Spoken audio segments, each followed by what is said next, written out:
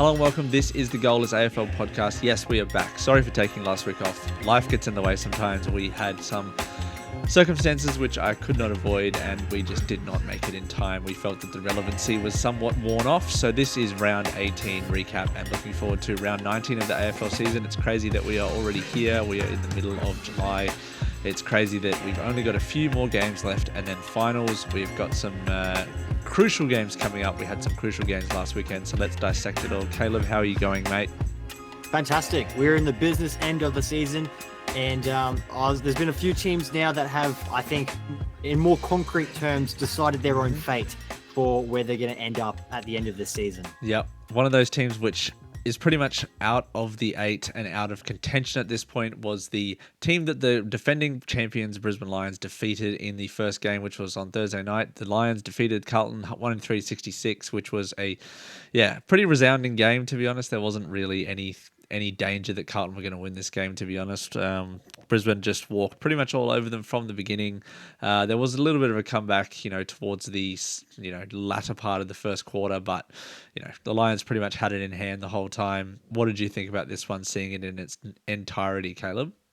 Yeah, it was good to see another solid four-quarter performance. We've been lacking that throughout most of this season, and Carlton, which has been the narrative for many weeks now, was expecting a bounce back, and they have yet to bounce back. Yeah. So it's flat. a bit underwhelming watching Carlton play at the moment, considering the expectations were so high. But to me, the biggest problem with them as a team is just their style of play is not good enough to compete towards the top end of the competition, because they're really relying on one star forward, that being Charlie Curnow. And if they're not hitting him on a lead, they've got no one else to turn to. So they're just like an animal with no teeth. They're not formidable. They're blunt objects, so to speak. Yeah. Whereas you look at Brisbane, they've got dangerous players everywhere. You've got Zach Bailey, Charlie Cameron turned up in this game. You've got Logan Morris, who had a quiet one this time around, but he's always in amongst it. And then you've got players like Darcy Fort who could do a job. So that's the levels to the game. Yep. We definitely had a very, very good overall performance. Holding the Blues only to 60+ points was very good. I liked some of the effort of, guys like Darcy Wilmot, Jasper Fletcher, with unfortunately Noah Ainsworth going down as well with a season-ending Achilles injury. That was really bad. So we're going to have to find a way to get, Kadeen Coleman back in somehow, or Tom Doedee. One of those defenders has got to come back and try and fill that hole. Coleman's the simple replacement, I think, like for like. Yeah, but is he even fit? That's the question. Is he fit? So, we got to figure that out. But good overall performance. Zach Bailey is very hot right now. McCluggage, Neal are all very good. Especially for Kane Corns. Yeah, exactly. So I think he loves Zach Bailey. And Bailey, actually, I think he's got suspended 1 week, and they're fighting that currently at the tribunal. Yeah. So we'll see if he plays next week, which I really hope. They got the Lions have the Bulldogs, so a team that's in somewhat good form. Their Bulldogs are currently out of the 8, but they're one of the better teams in the league. But the Lions good form, but losing key games. I think it would be a good description. The Lions are definitely one, if not the hottest team in the AFL right now, sitting on second spot. We'll have a look at the ladder in a little bit, but that's an overall kind of look at the Thursday night game. Another stellar cracking game on the Friday night was the Suns defeating the Magpies 69-63. Nice. This was at People's Stadium on the Gold Coast. So it was a very back and forth affair in the third quarter. It was not in the first half. The Pies didn't even kick a goal in the first half. It was an absolute whitewash. 0-8 was their score at halftime. But then it was a bit of a back and forth when it came to the third quarter and the fourth quarter, with the Suns obviously getting the win in the end. Overall thoughts on this game, Caleb? I really love this game. Mate. This was great. This was a bizarre Friday night fixture. Seeing a drone at People First Stadium, I'm like, what is going on? Yeah. But the actual occasion itself was great. It was slightly sad seeing the stadium filled with mostly Collingwood fans, but that's just to be expected. I think it was 60-40. I think it was 60-40. It wasn't as overwhelming. You could still hear plenty of Suns fans, Yeah. And I just, when they had that wave of Collingwood coming back, it just was too noisy for my liking, but Collingwood fans are bloody everywhere. Well, you look at the on the broadcast side, that's where all the Suns members are. So you're looking, the camera is facing the general seating, which is where all the Pies fans Yeah, were. So it that's a looked good to the point. camera that there was more Pies fans, but there was probably a lot more on the side that you're not looking at, in my opinion. So, take that for what you will. Well, that's good insight. So I definitely didn't notice that. But yeah, the game itself I thought was awesome. Like Yeah, the first half, Collingwood were absolutely garbage. Gold Coast terrible. had such direct, fluid run from half back, Yeah, and just were able to just constantly pepper the ball forward yeah, and get on the scoreboard, which I love to see. hmm And then Collingwood, which has been their theme all season, which I think you agree with, is they finish games really hmm strongly and they sort of got their act together in the third quarter to keep themselves in it. And then the fourth quarter was just that really tight 50-50 arm wrestle back and forth. So I yeah, was expecting a huge statement win from the uh-huh. Suns to be like, this is what we're capable of beating the top of the table Magpies, but it definitely ended up being a lot closer. And I think, again, both these teams deserve to be in the eight. I was hoping that both of them could lose at the same time. But anyway, these are probably two of my least favorite teams. Suns being, the little brother of the Lions, and the Pies being the Pies. But yeah, overall it was a great game. I really loved the way that Collingwood came back and kind of made it a game. It could have been a blowout, but that's never really the case when it comes to the Pies. And I think in equal measure, the Suns sort of did their thing and almost flubbed it at the end, as they have done in the past a lot. So I do think they showed a bit of maturity to be able to weather the storm, so to speak. yeah, Like, yeah, I they think did, especially at the the end. Suns of last year probably would have lost that game. The Suns Yes. of this year got the job done. Does this guarantee that you think that the Suns will make the eight now? 100%. I looked at the teams that they've got coming up, and of their 6 remaining fixtures, Yeah. they should, at a bare minimum, win 3 of them, Very which gets hard them into games the though 8. coming up. They've got Adelaide and Yep. Brisbane, Yep. and I forget who the other team is, but they got Adelaide away and then Brisbane at home. So Yeah, but amongst that, I think is like North Melbourne, and I think Essendon as well, which yeah, like they'll win those games. So with the games they've got coming up, yes, they'll lose some, yeah, yeah. 100%, but the ones they'll win will get I don't them think they'll enough points finish. to get into the 8. I don't think they'll finish top four. Let's just say that. But I think Oh, they'll that be I can agree with. 7, 6, maybe one of those spots. But that was Yeah. a great game. That was the Friday night game, and then we move on to our Saturday game. Speaking of the Crows and the Bulldogs, who are the next two opponents for both of these Suns and Lions, you've got the Bulldogs, who had a how do I describe it? They started pretty hot, but man, they tend to fall away sometimes. The Dogs, they can look super hot and they can look super cold at times. The Crows were very solid. They weathered a bit of a storm at the end of the game. It was a bit too much. It was about 30 points halfway through the fourth quarter. And then the Bulldogs kind of came back a little bit. As you can see by the worm, it was somewhat tight at the end, only 6 or 7 points in it. But it was too much, and I don't think the scoreline really shows how dominant Adelaide were. This game was at Marvel Stadium, so under the roof in Melbourne. I think this kind of just shows that Adelaide have the medal. You know what I mean? Yeah, no, I agree with that. Yeah. Look, this was the fixture besides Fremantle Hawthorn that I had a close eye on and was intrigued to see the final result. I unfortunately didn't get to watch the game, but I was able to see some of the social media tricklings in terms of how the scoreboard was ticking over. And the fact that, the Bulldogs came back towards the end to sort of make the scoreboard a little bit more respectable, I think is good for them. But look, for where these teams are going in terms of their trajectory, I think they're both on the up. Adelaide have a really solid group of players with some good talls, some good smalls. And the Bulldogs are, I think, a pretty consistent outfit across the park. The key thing that I take away from this game, based off the result, is that Adelaide are the real deal and that they are genuine contenders for the competition this season. And I would not have said that at the beginning of the season. I did not see that coming at all. Yeah, So yeah. I've got to give a lot of respect to what the Adelaide Football Club has done over the last 24 months to get this list together, to get a group that's, on side and Yeah. willing to rock and roll. It's pretty commendable because you look at their brothers across the pond at Port Adelaide. Yeah. They've got Ken Hinkley for yonks, and they still can't get it together. So Yep. Yeah, this is definitely a good forward team, like a good attacking team. They've got 3 of the best big forwards in the league: Fogarty, yes, Walker, Phil Thorpe, And then they got guys like Rankin and Rochelle in their forward line, who are the small forwards who, get good service from their midfielders. So, man, they're a pretty good and competent team, and I'm excited to see what they will do later on in the year. They can pretty much lock in a top 8 spot as well for the Crows. Bulldogs, they're going to be fighting for that 8th spot. I'm pretty sure 8th, 7th spot, that sort of way. See how they go against Brisbane next week, and that'll be an exciting game. The next one, which was the 4:15 game, was the Giants, who, man, they have a hoodoo over the Cats, don't they? 111 to 85, they defeated them, and it wasn't really that close. Like the Cats had a hot start, but then the Giants just took it away from them.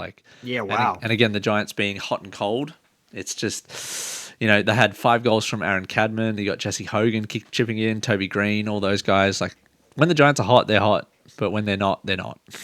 Yeah. So I think this is going to be.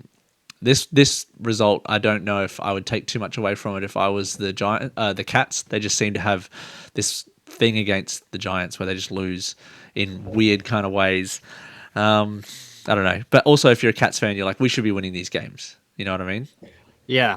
Well, this was the result that surprised me the most coming out of the weekend because, Geelong, like you said, have been very hot and cold.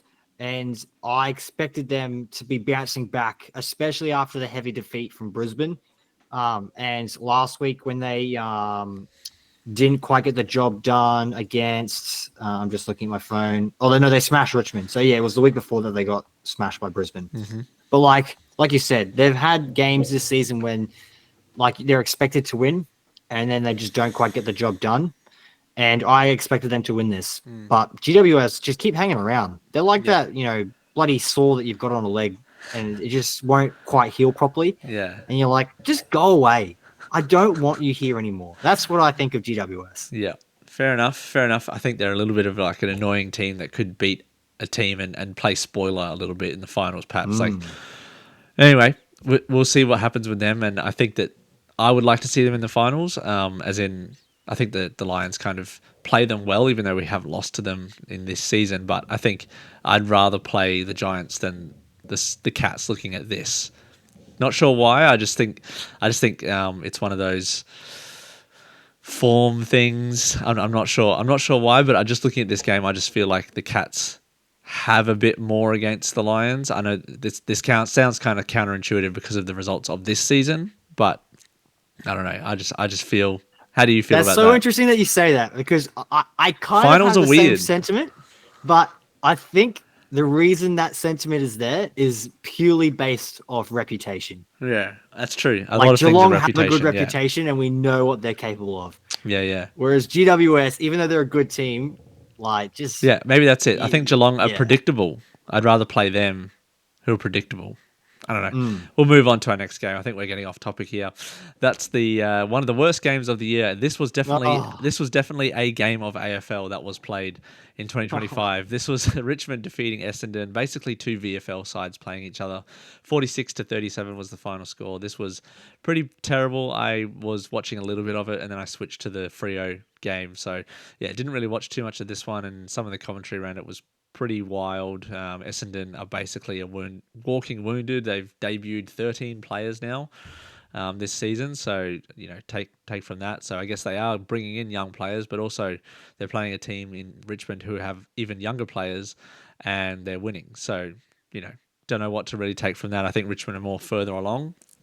If I was to say, I would rather be in their shoes than the Essendon players, than the Essendon shoes, but I think that Essendon just have to continue their rebuild and actually say that it's a rebuild and not pretend like they have been. You know what I mean?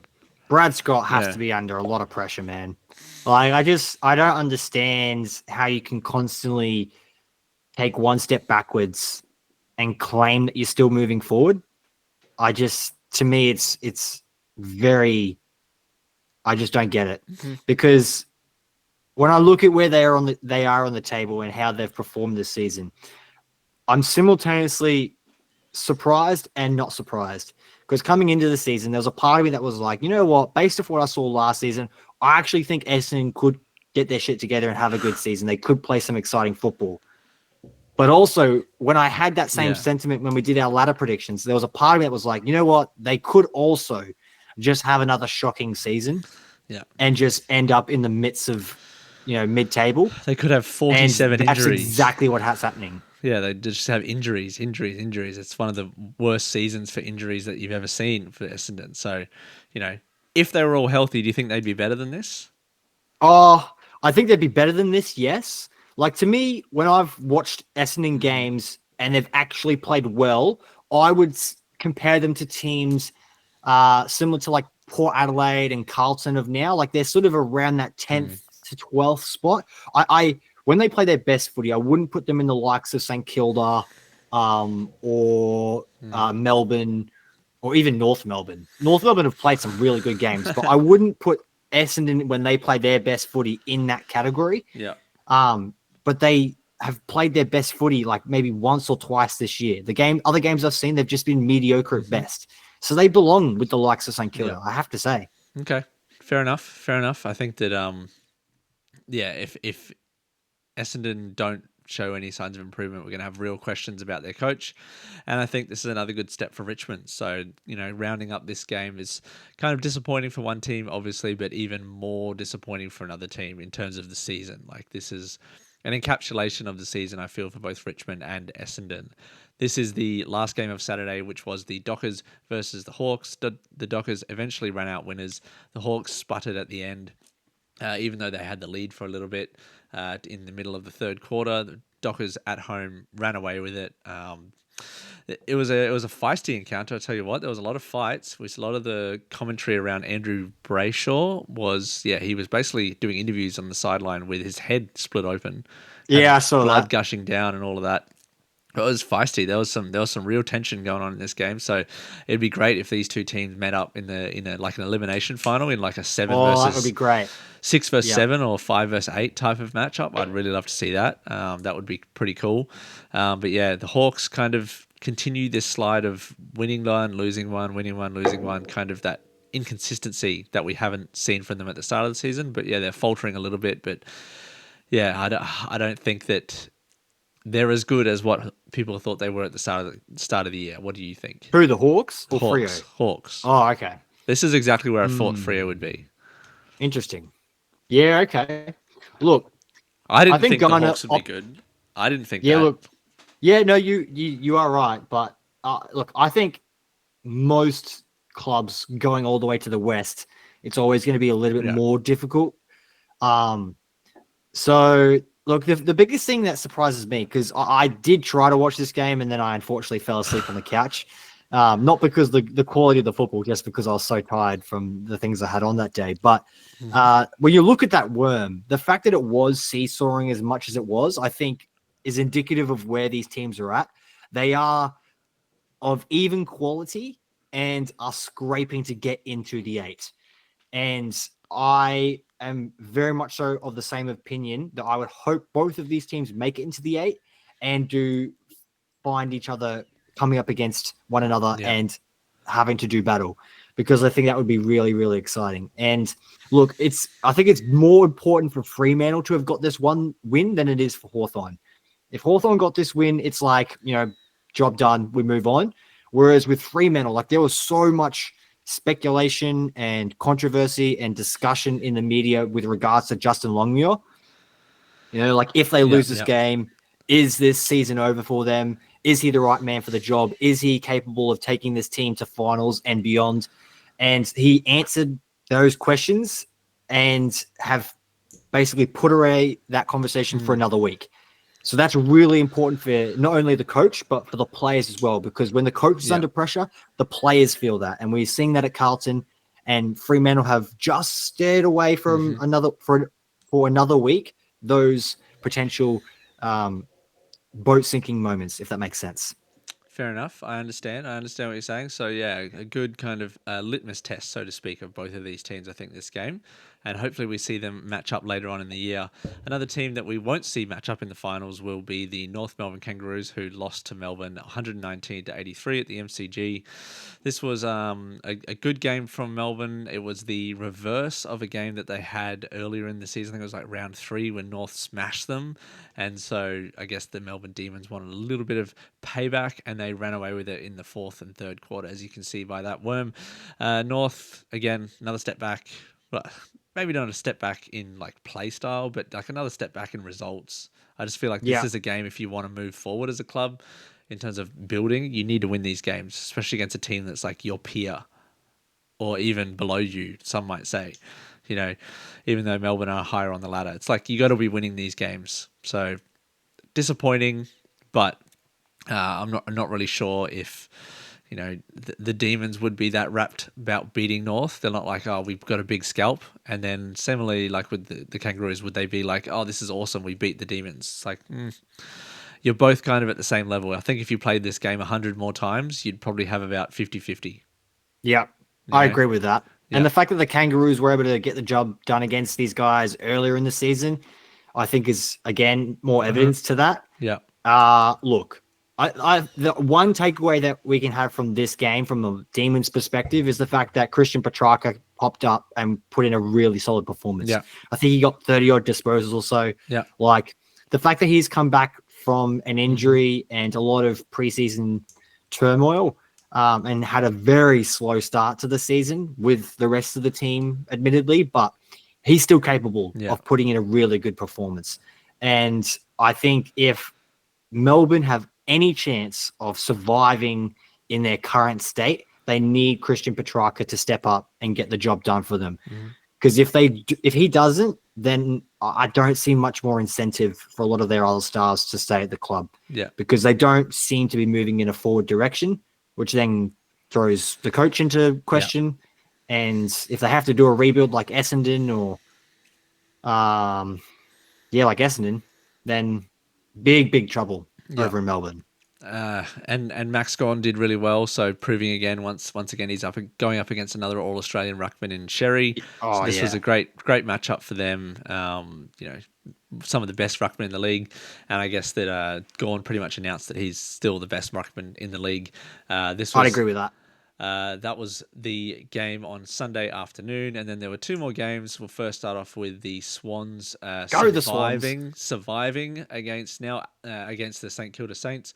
So they could play spoiler. I think towards the end of the season, I think they were tied. I think with 5 minutes left in the fourth, and then Rowan Marshall kicked a goal to go ahead for Saints, and then I think that the Swans eventually pipped them at the end and just held off with some kick to kick, ticky tacky stuff at the end to just hold off the fast coming Saints. But this was I don't know, this wasn't exactly a great example of free flowing football. Let's just say Saints usually aren't the best exponents of that, if you know what I mean.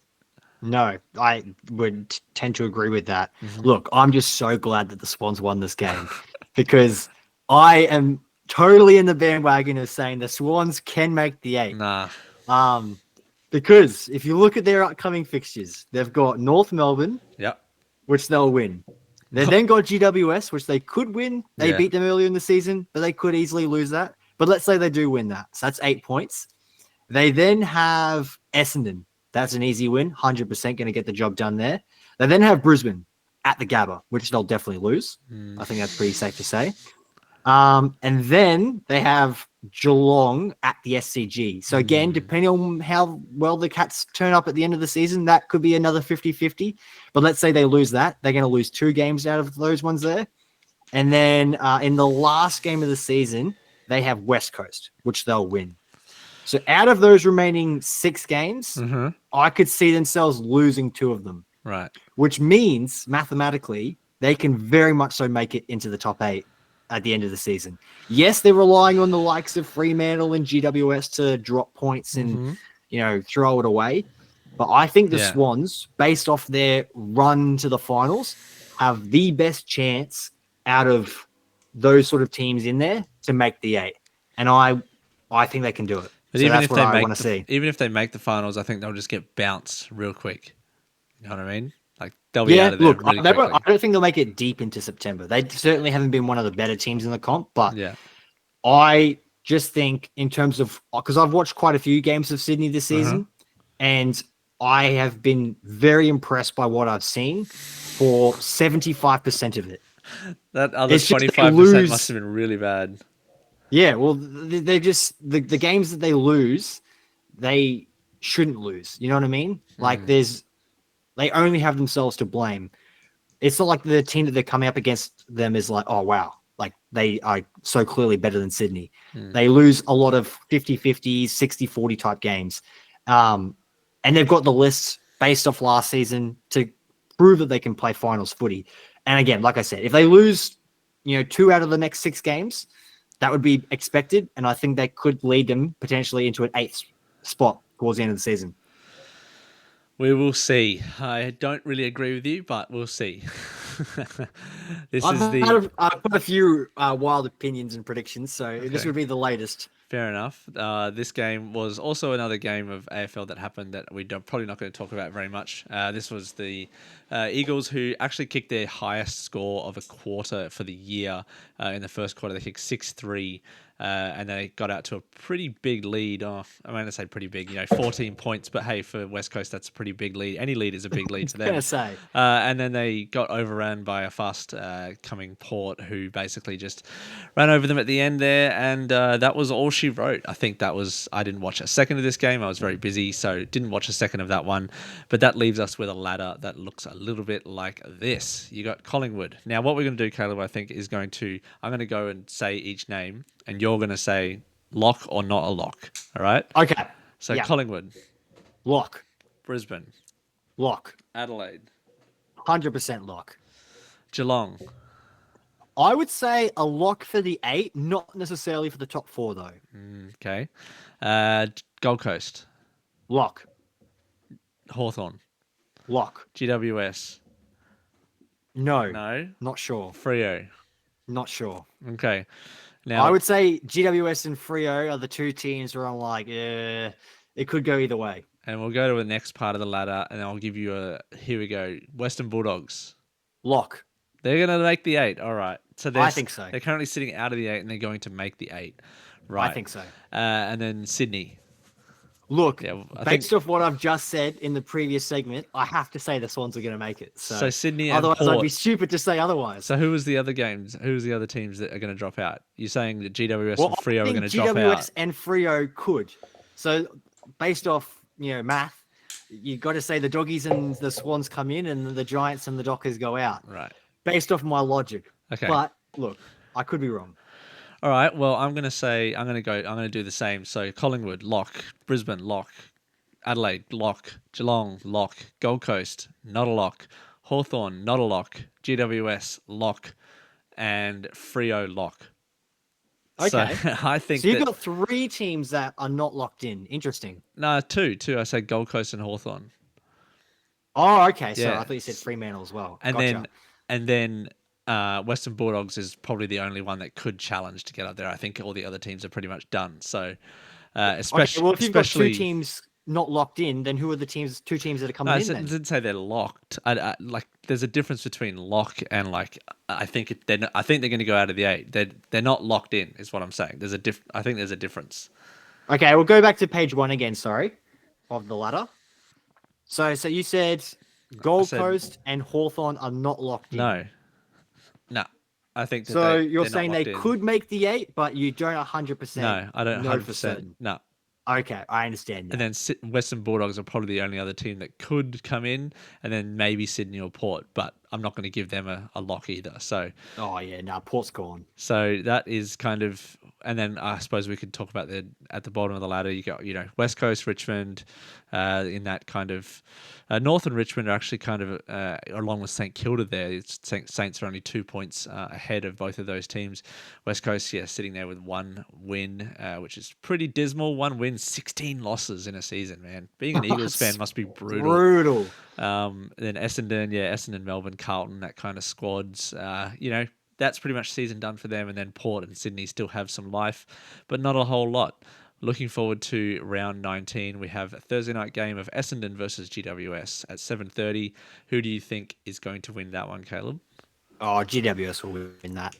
Yeah, I think that's pretty easy to predict that one. That's probably a bit Pretty of a shit Thursday night fixture, though. bit of a snoozer. One of the but worst teams in Victoria versus the team that has the lowest fan base in New South Wales. yeah, It's like, what are we doing? fair. But it is backed up by one of the best games of the round, hopefully, which will be the Brisbane Lions versus Western Bulldogs at the Gabba. That's going to be an awesome game. Let's go Brisbane, surely. Got to be Brisbane. Hopefully, it's a curtain raiser to the grand final. I want to see these two teams face off there. That would be a crazy run for Bulldogs if they made it. You got Hawks and Port Adelaide, which is going to be a spicy game at Launceston. Tassie gets another game. What are your thoughts on that one? Matt, they played a gather round and it was pretty spicy. Yeah, look, I think Hawthorn will win, Mm-hmm. but the fact that they got smashed so comprehensively by Port Adelaide last time does make it definitely a little bit more intriguing from a neutral's perspective. But just the Tasmania aspect, I think Hawthorn will win. Okay, fair enough. I'm going to predict Hawthorn. I think, Hawthorn will win that one as well, just by a little bit, though. The next game on the Saturday is Sydney Swans versus North. Like you said, we spoke about it before. I think North will probably lose that game. You said that Sydney's going to win that game already. You said Sydney's going to make the 8, so clearly you think they're going to win. 100%. And then Carlton versus Melbourne. What a fizzer that one is for a Saturday night game. Boring. Who cares?